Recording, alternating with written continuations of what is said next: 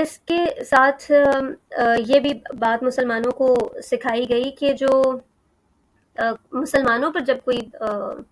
تنگی یا مصیبت آتی ہے تو اس میں اللہ تعالیٰ کہتے ہیں کہ ترجون من اللہ ما لا یرجون، کہ اب جب مسلمان اس بات سے بہت ڈسٹرب تھے کہ ہمارے ساتھ ایسا کیوں ہوا ہے، تو ایک تو اللہ تعالیٰ نے یہ آنسر کیا کہ پچھلی بار بدر میں آپ اس سے زیادہ نقصان پہنچا چکے ہیں ان لوگوں کو، مثلی ہے اللہ تعالیٰ اس کو مینشن کرتے ہیں کہ تم لوگوں نے ڈبل نقصان پہنچایا تھا بدر میں۔ اور اس کے ساتھ یہ کہ اب جب مسلمانوں پر کوئی تنگی تکلیف مصیبت آئی ہے تو ترجون من اللہ ما لا یرجون، کہ ہمیں تو اب اس تکلیف میں بھی اللہ تعالیٰ سے اجر کی امید ہے، لیکن وہ بیچارے کس کی طرف دیکھیں، ان کے لیے تو دنیا میں ہی ہے جو کچھ بھی ہے، اور اگر وہ لات اور عزیٰ سے ہی امید رکھتے ہیں کہ آخرت میں انہیں کچھ دے گا تو پھر تو ان کے پاس اس چیز کی کوئی دلیل ہونی چاہیے۔ اللہ تعالیٰ اسی چیز کو مینشن کرتا ہے نا کہ کوئی دلیل ان کے پاس نہیں، اور اگر آخرت کا کانسیپٹ ہو تو پھر تو بالکل چیزیں ہی چینج ہو جائیں، کیونکہ جیسے ہی انسان کی کنسیڈریشن میں یہ چیز آتی ہے کہ میں اپنے ہر عمل کے لیے اللہ تعالیٰ کے سامنے آنسریبل ہوں، تو اس کے عمل چینج ہونے لگتے ہیں، اس کو پتہ چلتا ہے کہ اچھا مجھے اس چیز کی جواب دہی کرنی ہوگی۔ تو جب وہ آخرت پر امید نہیں رکھتے تو پھر جو کوئی غم تکلیف یا مصیبت آتی ہے وہ ان کے لیے مزید پریشانی کا باعث بن جاتی ہے، جبکہ ہم اگر اس بات پہ بلیو کریں کہ اگر یہ تکلیف آئی ہے تو اس سے اللہ تعالیٰ ہمارے گناہوں کو دھو رہے ہیں یا اجر کا باعث بنے گی، تو یہ بھی ایک بہت تقویت دینے والی بات ہوتی ہے۔ اس کے ساتھ مسلمانوں کے ایک اور عقیدے کی بھی درستگی کی گئی کہ جب رسول اللہ صلی اللہ علیہ وسلم کی وفات کی خبر پھیلی تو اس پر بھی مسلمان جو بالکل بے دل ہو گئے تھے، تو اللہ تعالیٰ قرآن پاک میں کوشچن کرتے ہیں کہ کیا تم لوگوں نے یہ سمجھ لیا تھا کہ رسول اللہ صلی اللہ علیہ وسلم ہمیشہ زندہ رہیں گے، یعنی کیا تم رسول اللہ صلی اللہ علیہ وسلم کی عبادت کرنے لگے تھے یا ان کے اوپر اپنے آپ کو فوکس کر لیا تھا؟ تو اس ڈائریکشن کو بھی درست کیا گیا کہ یہ جو ساری تکلیفیں اٹھائی جا رہی ہیں، ہجرت کی ہے، جنگ ہو رہی ہے، مشکلات میں ٹائم گزارا جا رہا ہے، یہ اللہ کی خاطر ہے، یہ رسول اللہ صلی اللہ علیہ وسلم فوکس نہیں ہے۔ رسول اللہ صلی اللہ علیہ وسلم تو اللہ کے میسنجر ہیں، وہ میسج دینے کے لیے آئے ہیں، لیکن رسول اللہ صلی اللہ علیہ وسلم کے ساتھ اپنی اس چیز کو کنیکٹ کر لینا کہ اگر وہ ہیں تو ہم ایمان پر قائم رہیں گے اور ہم ان تمام چیزوں کو برداشت کریں گے، اور اگر وہ نہیں ہے تو پھر نہیں ہے۔ تو اس کو درست کیا گیا کہ جو مسلمانوں کے سارا دھیان یا فوکس ہونا چاہیے وہ تو اللہ کی ذات کی طرف ہونا چاہیے، اور اللہ تو زندہ اور جاوید ہے جو کبھی جس کی ذات کو زوال نہیں ہے۔ تو اس چیز کو بھی ایک دوبارہ سے جیسے ری ایشورنس کرائے گی یا عقیدے کو درست کیا گیا کہ مسلمانوں کا قبلہ یا ڈائریکشن ہونی کیا چاہیے۔ اس کے ساتھ یہ کہ جو منافقین تھے انہوں نے اس بات کا اعتراض اٹھایا کہ اگر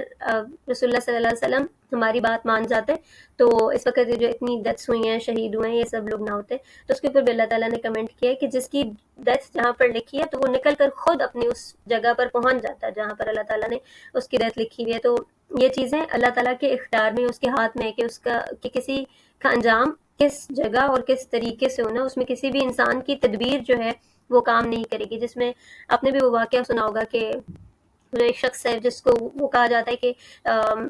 اس کو پتہ چل گیا تھا کہ اس کی موت آنے والی ہے، تو وہ بہت اس نے اپنے وقت کے بادشاہ سے ریکویسٹ کی کہ مجھے دور کے کسی آئی لینڈ پہ بھیج دیں جہاں پر کوئی بھی نہ ہو اور میں موت سے بچ سکوں، اور ایگزیکٹ اسی آئی لینڈ پر اس کی موت آنی تھی، اور وہ جو موت کا فرشتہ تھا وہ حیران تھا کہ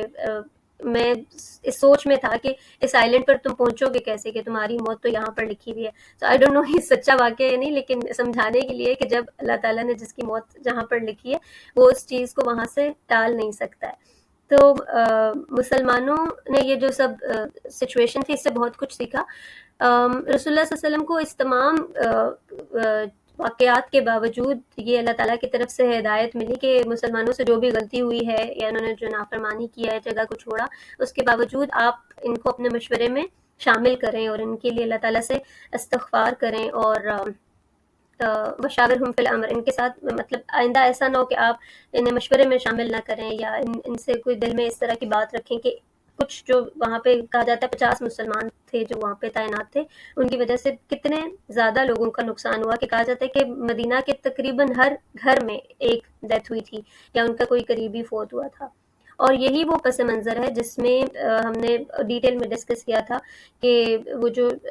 شادیوں پر انکریج کیا گیا کہ 2 یا 3 یا 4 شادیاں کر لو۔ عرب کلچر میں پہلے سے تو یہ موجود تھی روایت، لیکن اب چونکہ ہر دوسرے گھر میں کوئی نہ کوئی بیوہ موجود تھی اور بچے یتیم تھے، تو ان کو سپورٹ کرنے کے لیے اللہ تعالیٰ نے پھر یہ انسٹرکشن دی کہ مسلمان اگر چاہیں تو ان کے ساتھ شادی کر لیں تاکہ وہ ان کے بچوں کی بھی سرپرستی کر سکیں اور جو بیوہ خاتون ہو گئی اس کو بھی سہارا مل سکے. تو اس کی ڈیٹیلز بھی ہم نے پہلے ڈسکس کی تھی، تو اس کو بھی نہیں کرتے. تو یہ وہ لیسنس تھے جو مجھے سمجھ آتی ہے کہ غزوہ احد سے ملتے ہیں. اور ابھی بظاہر ایسا لگ رہا ہوگا کہ ہم صرف غزوات کو ڈسکس کریں، کیونکہ پچھلا غزوہ احد تھا، پھر اس کے بعد غزوہ بدر، اور اب غزوہ احد، اور اس سے اگلا سیشن ہم غزوہ احزاب پر کریں گے. لیکن ان سب ہسٹری کی ڈیٹیلز کے بعد انشاءاللہ میں چاہوں گی کہ ہم قرآن پاک کو پڑھیں اور اس پورشن کو دیکھیں کہ اب اس ٹائم میں مسلمان وہ کیا الہامی ہدایات لے رہے تھے جو ان غزوات سے الگ تھیں. کیونکہ قرآن پاک انفیکٹ اس طرح نہیں آیا کہ ایک بک تھی اور ایک چیپٹر اور وہ آ گیا اور اب مسلمانوں نے پڑھنا شروع کر دیا. جو رسول اللہ صلی اللہ علیہ وسلم لائف گزار رہے تھے اور جو واقعات پیش آ رہے تھے، اللہ تعالیٰ ان کے مطابق کبھی انسٹرکشنز دیتے تھے، کبھی رہنمائی کرتے تھے، کبھی قبلے کو درست کرتے تھے کہ جو غلطیاں ہو گئیں ان کی کریکشنز کرتے تھے، یا عقیدے کو درست کرتے تھے. تو وہ ساتھ کے ساتھ قرآن پاک بھی نازل ہوتا تھا اور یہ ایونٹس بھی پیش آتے تھے. تو اس طریقے سے ہم جب کنیکٹ کریں گے تو ہمیں سمجھ آئے گی کہ اچھا، جس سے سورہ بقرہ میں بہت ڈیٹیل اسی چیز کے بارے میں جو غزوہ بدر سورہ انفال میں ڈیٹیلز جو ہے وہ غزوہ بدر سے ریلیٹڈ ہے. اور سورہ آل عمران آپ پڑھیں تو آپ کو بہت ساری انہی تمام چیزوں کو جن کو ہم نے آج بریفلی ڈسکس کیا، اس کی ڈیٹیلز ملیں گی کہ اللہ تعالیٰ اصل میں کہہ کیا رہے ہیں، یا یہ بات آپ انشاءاللہ کنیکٹ کر پائیں گے. تو نیکسٹ ٹائم میں ہم غزوہ احزاب کو پڑھتے ہیں، لیکن اس سے اگلے سیشن میں کوشش کروں گی کہ ہم قرآن پاک میں سے سورہ بقرہ اور سورہ آل عمران اور ان پورشنز کو پڑھیں جو ان کے ساتھ کنیکٹ ہوتے ہیں، تاکہ ہم ایک ریلیونس کریٹ کر سکیں. So thank you so much for listening.